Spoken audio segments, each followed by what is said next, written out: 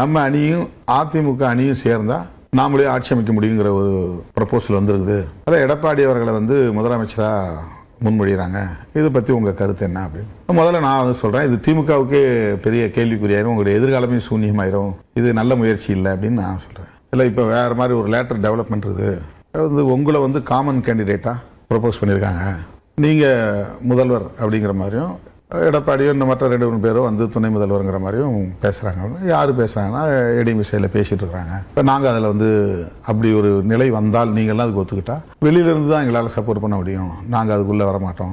இதுக்கு எப்படி உங்க கருத்து என்ன அப்படின்னாங்க. நான் சிரிச்சுக்கிட்டே சொன்னேன், இதெல்லாம் நடக்கிற கதையா, தமிழ்நாட்டில் அந்த மாதிரிலாம் நடக்குமா, அதுக்கெல்லாம் வாய்ப்பு இல்லைங்கன்னு சொல்லிட்டு ரொம்ப ஃபன்னியாக தான் நான் எடுத்துக்கிட்டேன். அவங்க இல்லை அது ஒரு உள்ளபடியே சீரியஸான ஒரு மூவ் நடந்துகிட்டு இருக்குது அப்படின்னாங்க. நாங்கள் சரி அப்படின்னு சொல்லிட்டு வந்துட்டோம். நான் நாளைக்கு காலையில் 11 மணி அல்லது 12 மணிக்கு நாங்கள் ப்ரெஸ்ஸை மீட் பண்ணி இதுதான் அறிவிக்க போறோம் அப்படின்னு சொல்லிட்டு வந்துட்டோம்.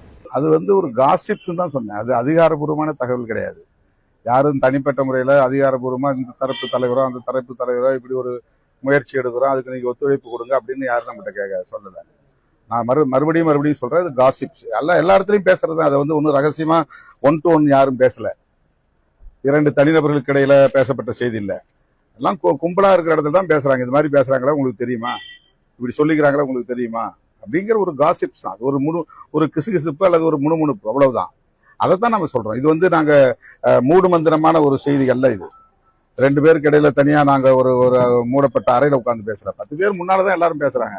இப்படி பேசிட்டு இருக்காங்களா உங்களுக்கு தெரியுமான்றாங்க. அப்படி பேசுறதே தப்பு, அப்படி பேசுறது நல்லது இல்லைன்னு சொல்றோம், அவ்வளவுதான்.